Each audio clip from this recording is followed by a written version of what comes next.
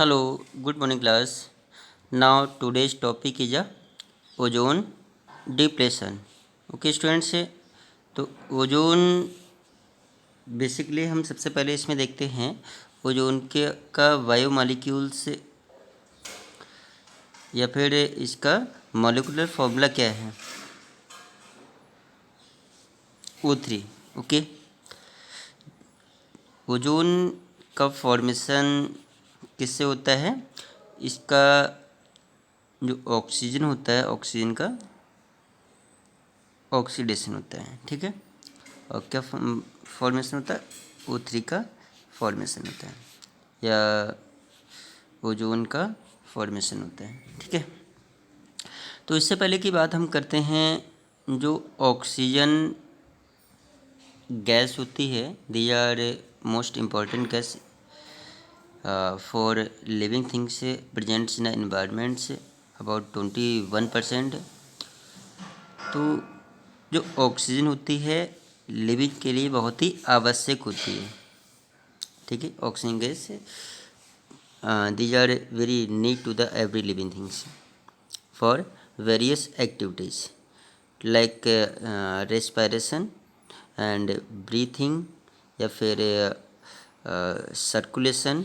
Okay, तो कई एक मेटाबॉलिक प्रोसेस परफॉर्म करने के लिए ऑक्सीजन की आवश्यकता होती है। अब बात करते हैं ऑक्सीजन हमें मिलती कहाँ से है। ऑक्सीजन फॉर्म्ड या प्रोड्यूस फ्रॉम द प्लांट्स हैं। जो प्लांट्स होते हैं, प्लांट से हमें ऑक्सीजन मिलती है bye there photosynthesis process. Photosynthesis process, okay students. तो ऑक्सीजन का भी मेन रोल प्ले होता है इन एनवायरमेंट्स या फिर फॉर देयर लिविंग थिंग्स। और जो ओजोन होता है, ओजोन इसका ऑक्सीडेशन होता है और ओजोन का फॉर्मेशन होता है। तो ओजोन का भी इन्वायरमेंट्स में बहुत ही मेन रोल प्ले होता है, ठीक है। तो ओजोन जो लेयर होती है, ओजोन जो मॉलिक्यूल्स होता है, एक लेयर क्रिएट करता है इन इन्वायरमेंट्स में या एटमॉस्फेरिक लेयर में, ओके स्टूडेंट्स। तो एटमॉस्फेयर में बहुत सारी लेयर होती हैं। मान लीजिए अर्थ है, दीज आर अर्थ, ठीक है। अर्थ, तो अर्थ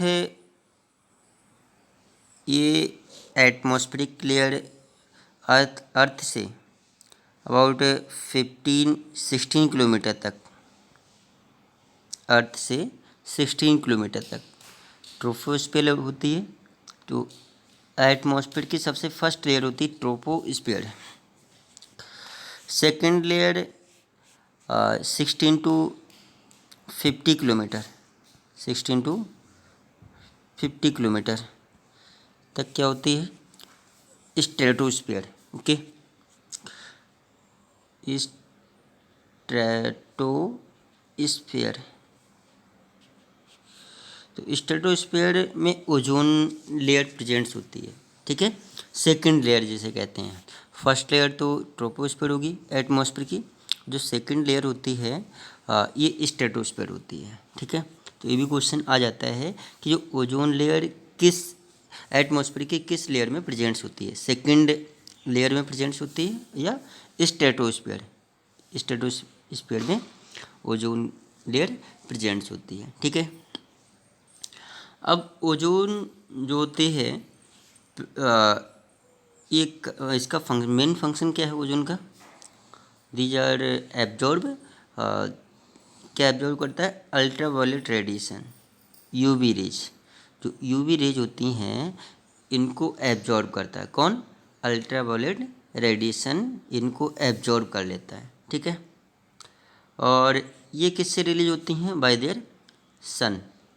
जो सन होता है, सन से जो भी अल्ट्रा वायलेट रेडिएशंस निकलती हैं, ये मान लीजिए सन है, तो सन से जो भी अल्ट्रा वायलेट रेडिएशंस निकलती हैं, तो जो भी हार्मफुल रेज निकलती हैं, तो वो जो ओजोन लेयर होती है, ओजोन लेयर एब्जॉर्ब कर लेते हैं, दीज आर ओजोन लेयर मान लीजिए।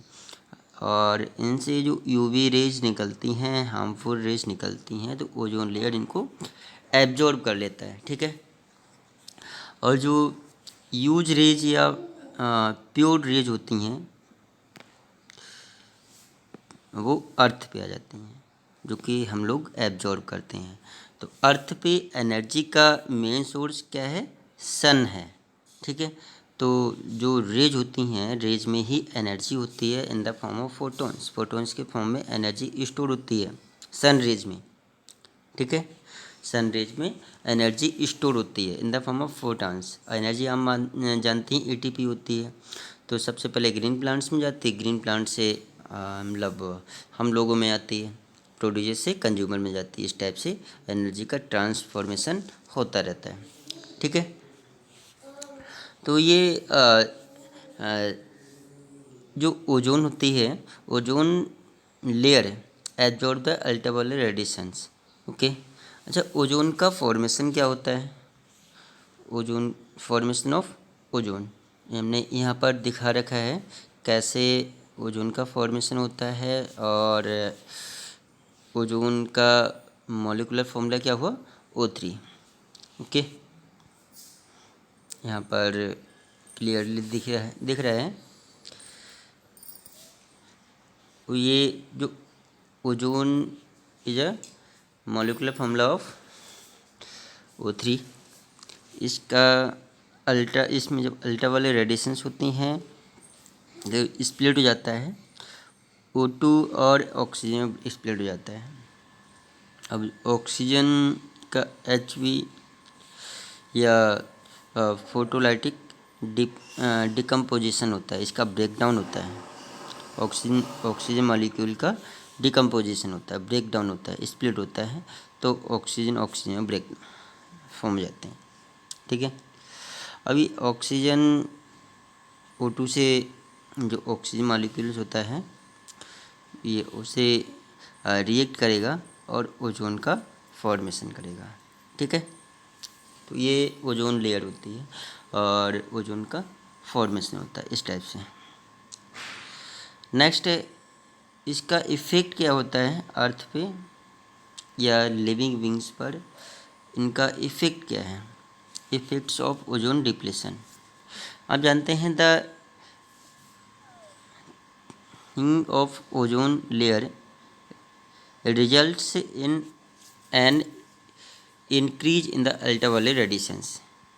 जब अर्थ पे अल्ट्रावायलेट रेडिएशंस का ज़्यादा अमाउंट्स में फॉर्म हो जाती हैं, ज़्यादा अमाउंट्स में आ जाती हैं, आज के समय हम जानते हैं ह्यूमन एक्टिविटीज़ के थ्रू बहुत सारी हार्मफुल गैसेस इन्वायरमेंट्स में रिलीज हो रही हैं, हार्मफुल गैसेस, ठीक है। तो सबसे पहले हार्मफुल गैसेस की बात कर रहे हैं। कौन कौन सी होती हैं? Carbon dioxide, sulphur dioxide, methane, CH4 and nitrous oxide NO2, also CFC, chlorofluorocarbon. तो अर्थ पे बहुत सारी हार्मफुल गैसेज होती हैं। ये क्या करते हैं? इन्वायरमेंट को इफ़ेक्ट करते हैं, इन्वायरमेंट को। These gases also known as green house gas, और ये ग्रीन हाउस इफ़ेक्ट भी करने के लिए रिस्पॉन्सिबल होते हैं और एंड ग्लोबल वार्मिंग करने के लिए भी रिस्पॉन्सिबल होते हैं, ठीक है। और ये ओजोन लेयर को भी डिप्लेशन करते हैं। तो CFC जो क्लोरोफ्लोरोकार्बन होती है, रेफ्रिजरेटर से निकलती है, ये भी ये ग्लोबल जो लेयर होती है, ओजोन लेयर होती है, तो इसमें मतलब उसको डिप्लेशन कर रहा है, उसको रिमूव कर रही है, ठीक है। तो ये बहुत सारी गैसेज होती हैं जिनको ये ओजोन लेयर में होल होता जा रहा है और अल्ट्रावायलेट रेडिएशंस नीचे अर्थ पे आ रही हैं और जिससे डिफरेंट टाइप के इफ़ेक्ट हो रहा है, और लिविंग्स पर भी इफ़ेक्ट हो रहा है, और अर्थ पे अनदर जो माइक्रोब्स हैं या हेड ऑर्गेनिजम्स हैं उन पर भी इफ़ेक्ट हो रहा है। ठीक है, तो यही है layer result in the increase in the ultraviolet radiations reach in the earth surface पे ज़्यादा अमाउंट्स में अल्ट्रावायलेट रेडिएशंस आ रही हैं और जिससे डिफरेंट टाइप के इफ़ेक्ट्स हो रहे हैं अर्थ पे। तो increase incidence of the character of eyes skin cancers, तो आइज में बहुत सारे इफ़ेक्ट्स हो रहे हैं एंड स्किन कैंसर्स हाँ फॉर्म हो रहे हैं ओजोन डिप्लेशन की हेल्प के through. Decrease the functioning of immune system, जो हमारा इम्यून सिस्टम होता है लिम्फोटिक सिस्टम या इम्यून सिस्टम, जिसके थ्रू हमारा जो इम्यूनिटी पावर इंक्रीज होती है वो भी क्या होता है इफ़ेक्ट पहुंचाता है। उनमें भी जो killing of milling production cells of the skin, जो सेल लिम्फोटिक सेल्स होती हैं उनको क्या करती हैं इफ़ेक्ट पहुंचाती हैं, उनको डेड कर देते हैं। ठीक है, इनहेबिटिंग फोटोसिंथेसिस, जो फूड चेन होती है और जो फूड वेब होती है इकोसिस्टम होता है उन पर भी इफ़ेक्ट पहुंचाता है। ठीक है, डैमेज न्यूक्लिक एसिड, जो न्यूक्लिक एसिड आप जानते हैं दो टाइप के होते हैं, deoxyribose nucleic acid and ribose nucleic acid. तो हमारे जो जेनेटिक मटेरियल पर भी इफ़ेक्ट डालते हैं। क्लियर, जो जेनेटिक मटेरियल होता है उसमें म्यूटेशन या फिर जो भी उनको इफेक्टेड करते हैं। डिक्रीज क्रॉप यील्ड में भी इनकी परसेंटेज लोअर आती है, इनका प्रोडक्शन कम होता है।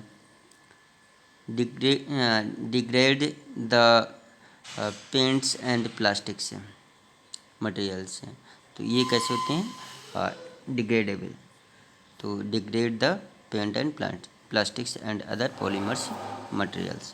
तो बहुत सारे इफ़ेक्ट्स हैं हो जाते हैं ओजोन डिप्लेशन से, जो लिविंग बींग्स पर भी इफ़ेक्ट पहुंचते हैं।